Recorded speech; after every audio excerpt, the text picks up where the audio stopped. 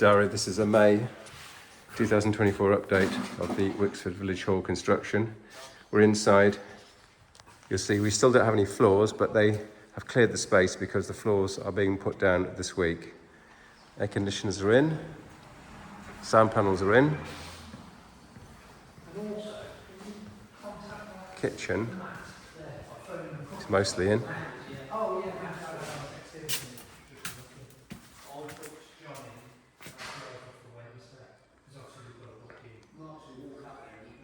There's a lot of wires. That's going to be the internet central. There's going to be a switch, PVR, VPN, consumer units in, toilets.